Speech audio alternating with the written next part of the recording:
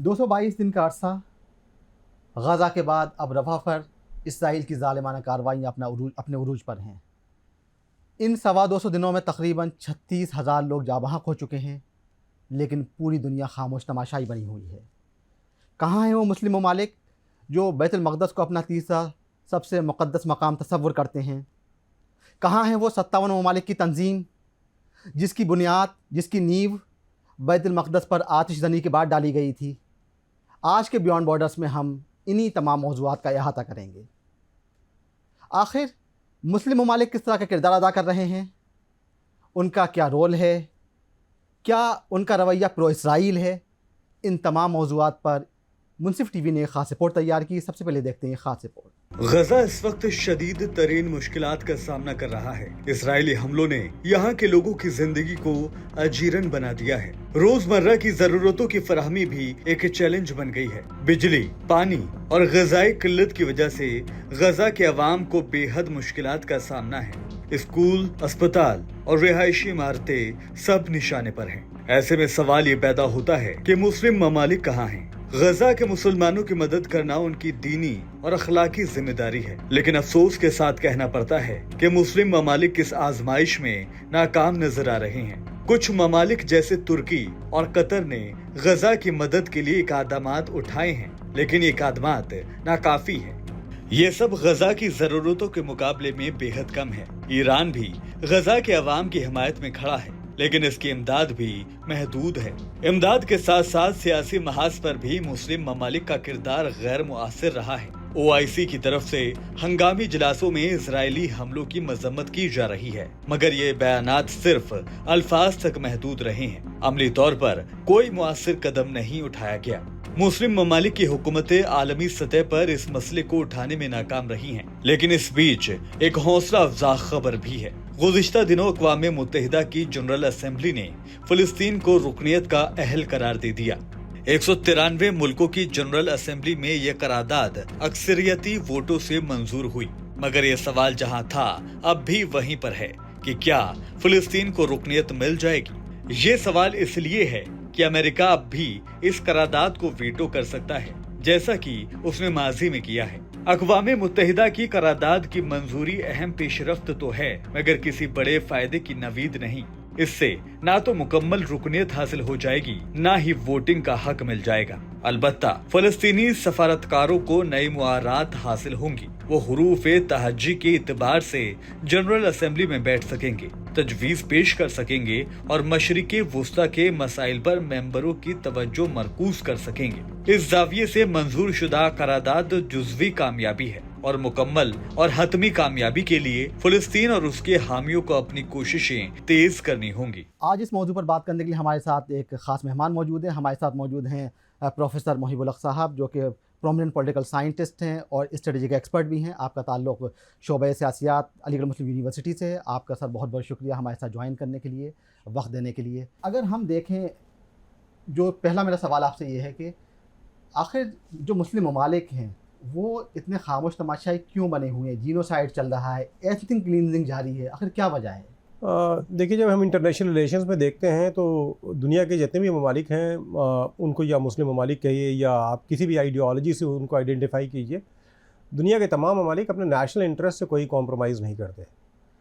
और दूर से ऐसा लगता है कि कंट्रीज़ जो हैं वो बहुत इमोटिव इश्यूज़ पे भी साथ नज़र आती हैं, लेकिन मैं ये समझता हूँ कि जो फॉरेन पॉलिसी या खारजा पॉलिसी है उसको कंडक्ट करने में सबसे पहले नेशनल इंटरेस्ट होता है।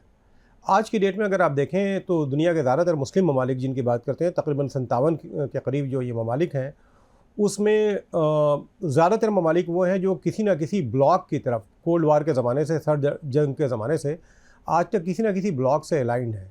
मिसाल के तौर पे अगर आप देखें तो जिसे हम वस्त एशिया कहते हैं, उसमें ज़्यादातर शेखडम जो हैं वो अमेरिका की फ़ौजी मदद की बुनियाद पे अपनी बादशाहत को या अपनी एट्रोसिटीज़ को कायम रखते हैं।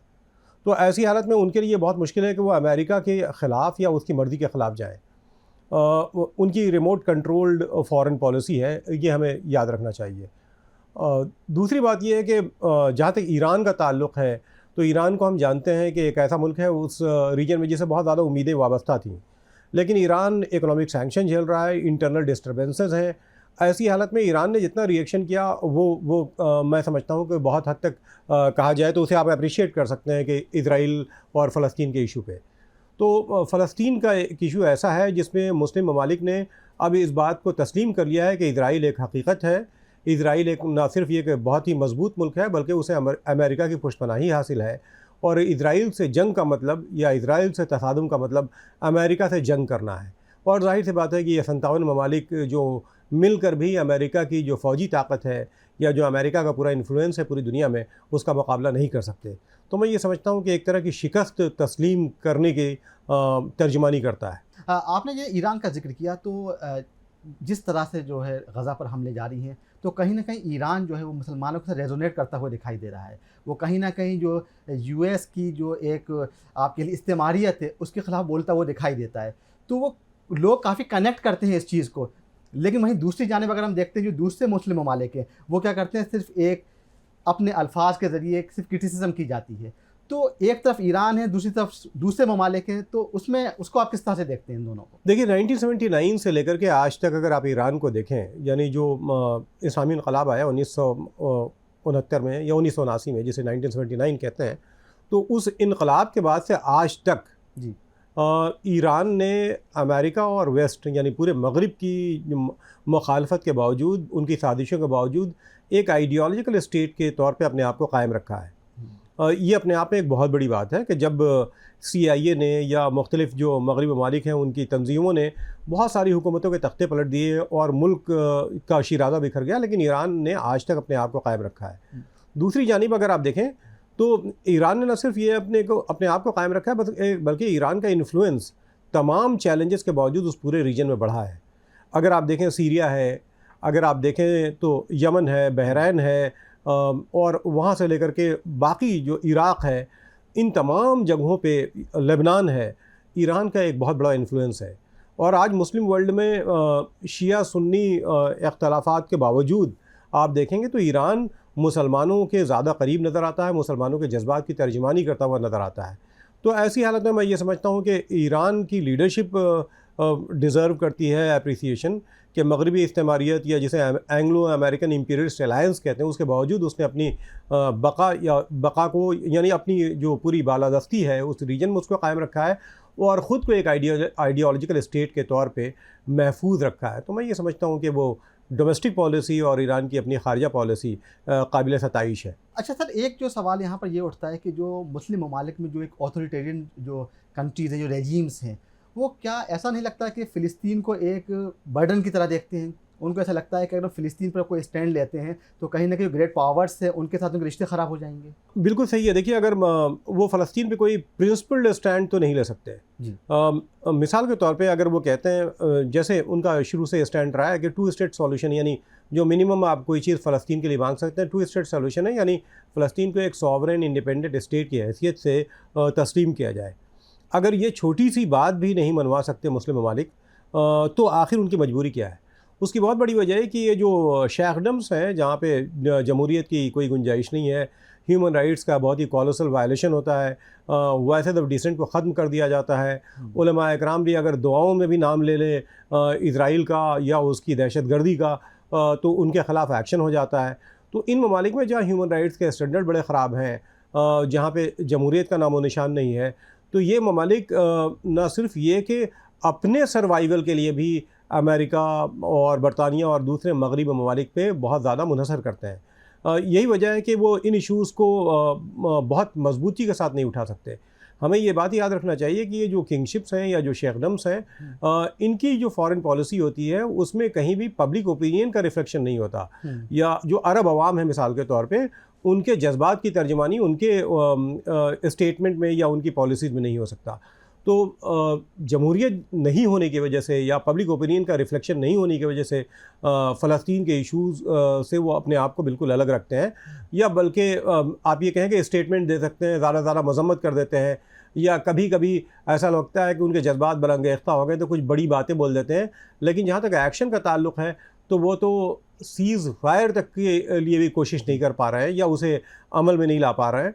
ह्यूमैनिटेरियन मदद जो है, जहाँ पे लोग फाकाकशी से मर रहे हैं, जहाँ पे एक साइलेंट जेनोसाइड भी जारी है साथ साथ बमबारी के साथ, उस पर कुछ नहीं कर पा रहे हैं। तो इसमें हमें ये देखना होगा कि उनका अपना इन्हिसार भी मगरिबी ममालिक पे है। जी ठीक है, जैसे आपने कहा कि कोई प्रिंसिपल स्टैंड नहीं ले सकते हैं, लेकिन क्या इसका एक पहलू ये भी तो हो सकता है कि जो न्यूक्लियर जो है वो डिटरेंट है, कोई भी जो, अगर हम पाकिस्तान को छोड़कर कोई भी मुस्लिम कंट्री ऐसी नहीं जो न्यूक पावर से लेस हो, तो वो कहीं ना कहीं एक रोल प्ले करती है कि अगर उस रीजन में किसी मुस्लिम कंट्री के पास कोई न्यूक्लियर पावर होती तो शायद फ़िलिस्तीन के ऊपर इस तरह से इसराइल जुल्म सितम ना कर रहा होता। ये आपने एक बहुत अहम बात कही है। देखिए, ईरान की जो सारी दुश्मनी झेल रहा है अगर पूरे वेस्टर्न वर्ल्ड की या इसराइल की, तो उसकी सबसे बड़ी वजह है कि ईरान ने जहाँ तक वेपन्स या असलाहजात का मामला है उसमें सेल्फ रिलायंट होने की कोशिश की। और साथ ही साथ ईरान का एक न्यूक्लियर प्रोग्राम था, 1000 से ज़्यादा न्यूक्लियर साइंटिस्ट थे, और उसमें बहुत सारे साइंटिस्ट को मोसाद ने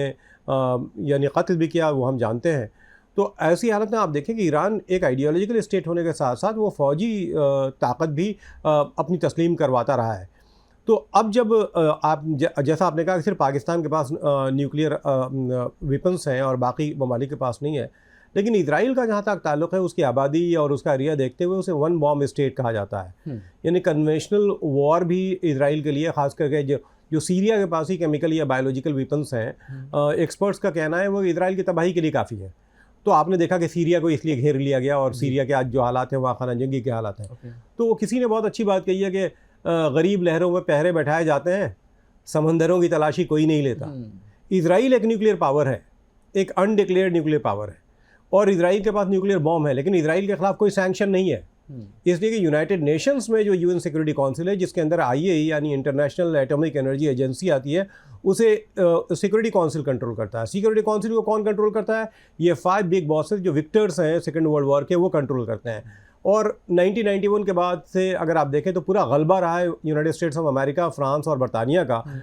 तो ऐसी हालत में यही वजह है कि नॉर्थ कोरिया अगर न्यूक्लियर बॉम्ब बनाना चाहे, ईरान अगर बनाना चाहे, तो उनको सैंक्शन का सामना करना पड़ता है, और इजराइल के न्यूक्लियर बॉम्ब पे मुजरिमाना खामोशी आप सिक्योरिटी काउंसिल की पाएंगे। अच्छा सर, अगर हम बात करें सऊदी अरेबिया की, जो कि मुस्लिम ममालिक का अलंबरदार बनता है, उनका कायद बनने की कोशिश करता है, वो इतना सब कुछ हो गया, 36,000 लोग जाबाहक हो चुके हैं, लाखों लोग जो है बेघर हो चुके हैं, कितने लोग जो है इंजर्ड हैं, 15,500 बच्चे जो है मारे जा चुके हैं, वो अभी भी इसराइल के साथ एक नॉर्मलाइज यानी रिलेशनशिप नॉर्मल करना चाहता है। देखिए, सऊदी अरबिया की और गल्फ़ की बहुत सारी जो सुन्नी स्टेट्स हैं, उनका ऑब्सेशन ईरान है। वो जानते हैं कि ईरान एक आइडियोलॉजिकल स्टेट है, और ईरान जो है वो इनकलाब के बाद यानी 1979 के बाद का जो ईरान है उससे उन्हें बहुत खौफ पैदा होता है। दूसरी जानिब एक ख़दशा ये जाहिर किया जाता है कि ईरान जो है एक कन्फिडरेशन ऑफ शीत स्टेट्स बनाना चाहता है। कन्फिडरेशन ऑफ शीत स्टेट्स का अगर आप देखें तो लेबनान में हिजबुल्लाह, उसके बाद से सीरिया, उसके बाद से बहरैन, उसके बाद से आप सेंट्रल एशिया में आज़रबाईजान आ जाएँ, यमन है, इराक़ है, और फिर ईरान। तो ये तमाम ममालिक, तकरीबन 6-7 ममालिक, जिसमें एक बहुत बड़ी तादाद शियों की है, और ये सब अगर एक साथ आते हैं तो उनको ये लगता है कि कन्फेडरेशन ऑफ शीत स्टेट इन मेकिंग है, और इससे उनको खौफ पैदा आता है। दूसरी जानिब जब ईरान को वो सामने रखते हैं तो उनको इजराइल अपना दोस्त लगता है, चूँकि ईरान से इजराइल की दुश्मनी आज की डेट में है। तो ऐसी हालत में वो ये चाहते हैं कि ईरान या इजराइल के बीच में अगर कोई जंग होती है तो वो खामोश तमाशाई बने देखते रहें, और दोनों की तबाही में उनके लिए शायद ये बहुत अच्छी बात होगी, चूँकि वो उस इनकलाब से डरते हैं जो ईरान में आया, चूँकि उसकी धमक उनके यहाँ भी महसूस की जाती रही है इन ममालिक में। तो वो ईरान के इनकलाब से डरते हैं, ईरान के अपने आइडियोलॉजिकल नेचर की वजह से डरते हैं, और ईरान का जो रेजिस्टेंस है आज तक वेस्टर्न ऑनस्लॉट के सामने, उसको वो तस्लीम करते हुए भी ईरान से डरते हैं। जी अच्छा, वॉर एंड कॉन्फ्लिक्ट पे आपने काफ़ी क्लोजली निगाह रखी है, उसके आप अथॉरिटी समझे जाते हैं इन इश्यूज़ पर। तो मेरा सवाल यहाँ पर ये है कि OIC और UN के किरदार को आप किस तरह देखते हैं यहाँ? देखिए, यूनाइटेड नेशंस का एक बहुत अहम किरदार है। जहाँ तक अगर आप देखें, इजराइल के क्रिएशन में यूनाइटेड नेशंस का रोल रहा है 1948 से लेकर के आज तक। तो उसने एक इलीगल स्टेट तो क्रिएट कर दिया यूनाइटेड नेशंस ने, लेकिन एक लीगल स्टेट आज तक नहीं पैदा कर पाया, यानी वो फ़लस्तीन को जिसे कहते हैं स्टेटहुड नहीं दे पाया। तो ये अपने आप में फेलियर है। और उसकी वजह क्या है? उसकी वजह यह है कि यूनाइटेड नेशंस की जो UN यानी सिक्योरिटी काउंसिल है, सलामती काउंसिल है, जो मेन बॉडी है, इंटरनेशनल पीस एंड सिक्योरिटी के लिए ज़िम्मेदार है, उसमें मुस्लिम ममालिक की कहीं कोई नुमाइंदगी नहीं है। यानी नॉन परमानेंट मेंबर की हैसियत से तो मौजूद हैं, और लेकिन वो परमानेंट मेंबर जो है उसमें जाहिर सी बात है चीन है, रूस है, बरतानिया है, फ्रांस और अमेरिका है। और अगर आप आगे सवाल इस पे देखें तो ये सवाल भी बनता है जी। कि आखिर क्यों मुस्लिम ममालिक इसमें नहीं है और इस सिलसिले में क्या पेशरफ्त हो रही है। जी। तो मैं ये बताऊंगा कि आप एक देखिए G5 यानी G4+1 कंट्रीज़ है जिसमें हमारा मुल्क हिंदुस्तान भी है, ठीक है। और वो कहता है यूनाइटेड नेशन सिक्योरिटी काउंसिल में तब्दीलियाँ आनी चाहिए, उसका स्ट्रक्चरल रिफॉर्म होना चाहिए। और स्ट्रक्चरल रिफॉर्म इस तरह से होना चाहिए कि 5 जो बिग बॉसेस हैं या जो 5 परमानेंट मेंबर हैं उनके अलावा कुछ और ममालिक को जो आज की रियलिटीज़ है उसके हिसाब से उसमें एकोमोडेट करना चाहिए। तो जर्मनी है, जापान है और हिंदुस्तान है, उसके साथ साथ ब्राज़ील है और अब साउथ अफ्रीका भी, 5 कंट्रीज़ इसकी वकालत कर रहे हैं। जी। और मैं ये समझता हूँ कि बहुत अच्छा कदम है, हमारे मुल्क यानी हिंदुस्तान को तो मिलना ही चाहिए, लार्जेस्ट डेमोक्रेसी है। लेकिन दूसरी जानिब अगर आप देखें तो ये 57 कंट्रीज़ जो इस्लामी ममालिक एक साथ बैठते हैं OIC में, इन्होंने आज तक कोई पेशरफ्त नहीं की कि किसी मुस्लिम मुल्क को भी एक परमानेंट मेंबर की हैसियत से यूनाइटेड नेशन सिक्योरिटी काउंसिल का मेंबर बनाया जाए। नतीजे के तौर पे आप देखें यूनाइटेड नेशंस में किस तरह का वीटो हो रहा है UN सिक्योरिटी काउंसिल में। वो अमेरिका जो ह्यूमन राइट्स की बात करता है, वो अमेरिका जो ग्लोबल पीस की बात करता है, वो अमेरिका जो जमहूरियत की बात करता है, उसने सीज़ फायर को वीटो किया है। उस अमेरिका ने तिब्बी इमदाद पहुंचाने की कोशिश की गई है या ह्यूमैनिटेरियन एड देने की कोशिश की, उसको भी वीटो किया है। इसका मतलब ये है कि उसने जेनोसाइड के लिए ओके किया है।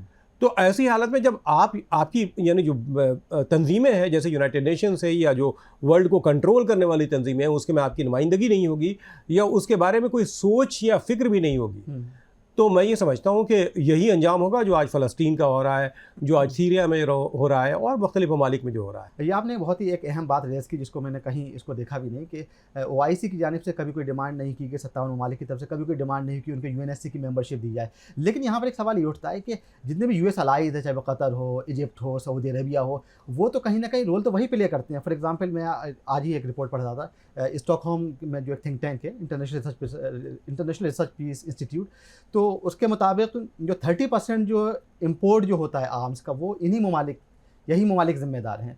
तो कहीं ना कहीं अगर इनको मेंबरशिप मिलती भी है तो रोल तो वो वही प्ले करेंगे। देखिए मैं ये समझता हूँ कि वेपन्स ही सिर्फ बहुत कुछ मानी नहीं रखते। अगर आप देखें तो जो लोकेशन है, जियोपॉलिटिकल पोजीशन होती है किसी कंट्री की, वो सब भी बहुत मानी रखती है। आबादी अपने आप में एक मानी रखती है और आज की डेट में आप ये अलग बात है कि अल्टरनेटिव सोर्सेज ऑफ एनर्जी की तरफ बढ़ रहे हैं, बट अगर आप देखें तो जो फॉसिल फ्यूल है उनकी अहमियत बहुत ज़्यादा है। तो ये जो ऑयल रिच कंट्रीज़ हैं इन लोगों ने कभी अपने स्ट्रेंथ को इस्तेमाल ही नहीं किया फ़लस्तीन के सॉल्यूशन के लिए या बड़े मसाइल के हल के लिए। और ये बात अपने आप में काबिल तशवीश है कि एक तरफ यानी दुनिया का सबसे बड़ा आर्म्स सप्लायर अगर आप दुनिया में देखें तो अमेरिका है और सबसे ज़्यादा जो आर्म्स बेचने वाला मुल्क भी अमेरिका है, उसके बाद रूस है। तो अगर ये ममालिक आर्म्स किन कंट्रीज़ को बेचते हैं, हमारा हिंदुस्तान खुद आज की डेट में सबसे ज़्यादा आर्म्स और वेपन्स ख़रीदने वाला है। ये अलग बात है कि आजकल हम मेड इन इंडिया की बात कर रहे हैं और जहाँ तक वेपन्स का मामला है उसमें भी हम सेल्फ रिलायंट होने की कोशिश कर रहे हैं। लेकिन ये ममालिक जो अरब ममालिक हैं बतौर ख़ास और ये जो ऑयल रिच कंट्रीज़ हैं, ये अपनी सलामती के लिए, अपनी हिफाजत के लिए वेस्टर्न जो आर्म्स एंड वेपन्स हैं उस पर डिपेंडेंट होते हैं। और साथ ही साथ उनके बेसेस इन तमाम कंट्रीज़ में अगर आप देखें तो अमेरिका के बेसेस हैं, इनके फ़ौजी अड्डे मौजूद हैं जिनकी किफ़ालत भी ये कर रहे हैं और उनको तमाम तरह के कंसेशंस दिए जाते हैं। तो ऐसी हालत में जाहिर सी बात है कि जब पब्लिक ओपिनियन रिफ्लेक्ट नहीं होगी, आवाम की राय रिफ्लेक्ट नहीं होगी पॉलिसीज़ में या लीडरशिप के जो अपने ख्यालात होते हैं उसमें, तो ऐसी हालत में कोई बहुत ज़्यादा चीज़ें एक्सपेक्ट नहीं की जा सकती। अगर हम देखें जो इंसानी हुकूक़ के सबसे बड़ा अलमबरदार जो बनता है यानी अमेरिका, उसके किरदार को अगर देखें तो ये तो पूरी दुनिया जानती है कि कहीं ना कहीं कितनी बार वीटो किया गया और अभी भी जो प्रो इज़राइल रोल हमेशा प्ले किया जाता है।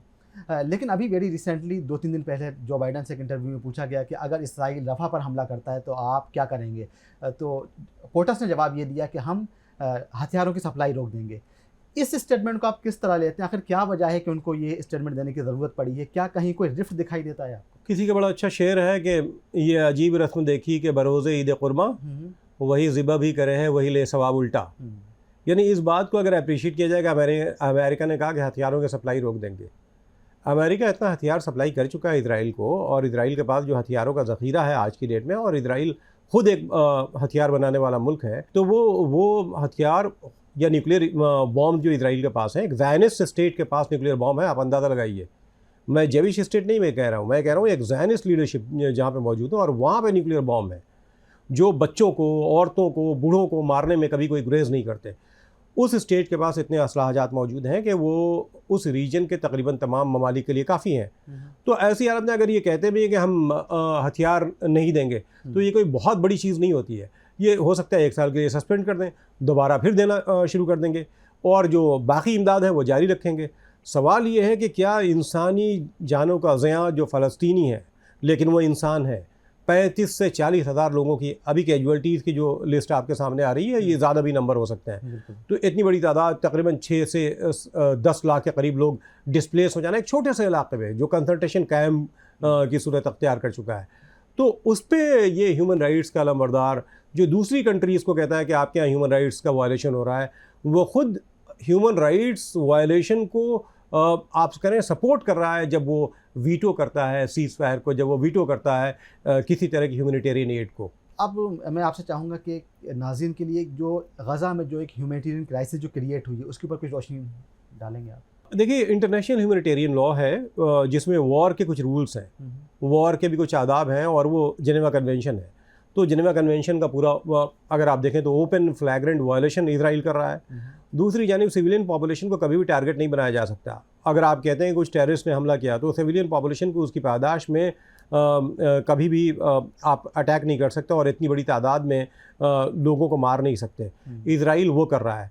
आज की डेट में अगर आप देखें तो 2 तरह की जेनोसाइड जारी है। एक तरफ इजराइल की बमबारी और उसकी फ़ौजी कार्रवाई के नतीजे में लोग मारे जा रहे हैं, दूसरी जानिब हॉस्पिटल्स तबाह कर दिए गए हैं, प्लेसेस ऑफ रिलीजियस वर्शिप तबाह कर दिए गए, खाने पीने की चीज़ें मौजूद नहीं है, पानी मौजूद नहीं है, जो पानी है वो कंटेमिनेटेड वाटर है जिसको पी करके बच्चे, बूढ़े और लोग मर रहे हैं। तो ऐसी हालत में इतना बड़ा ह्यूमैनिटेरियन क्राइसिस इजराइल ने क्रिएट किया है वहाँ पे, जिसकी अगर इंक्वायरी की जाए, इंडिपेंडेंट इंक्वायरी की जाए यूनाइटेड नेशंस की तरफ से और इम्प्लीमेंट किया जाए तो इजराइल को एक टेररिस्ट स्टेट के तौर पे प्रोजेक्ट किया जा सकता है और उसके खिलाफ एक्शन हो सकता है। लेकिन अब जानते हैं कि जो इंटरनेशनल लॉ है वो एक वीक लॉ है। यूनाइटेड नेशंस जो है उस पर गलबा है इन ममालिक का, जिन ममालिक का अभी जिक्र किया गया। ऐसी हालत में इन तमाम एट्रोसिटीज़ और फ्लैग्रेंट वायलेशन ऑफ ह्यूमन राइट्स के बावजूद आप देखेंगे कि इजराइल फिर से उसी तरह मौजूद रहेगा और उसके ख़िलाफ़ कोई भी तादीबी कार्रवाई नहीं की जाएगी। अच्छा सर, एक आखिरी सवाल कि ये तनाज़ा किस डायरेक्शन में जा रहा है, आपको क्या नज़र आता है, क्या कोई सोल्यूशन नज़र आता है आप? ये तनाज़ा अगर आप देखें तो ये जो डिस्प्लेसमेंट है, ये ऐसा नहीं कि फ़ौजी कार्रवाई के नतीजे में लोग भाग गए हैं। इजराइल का पूरा एक प्लान है। इजराइल ग्रेटर इजराइल का ख्वाब देख रहा है और वो एक्सपैंड करेगा।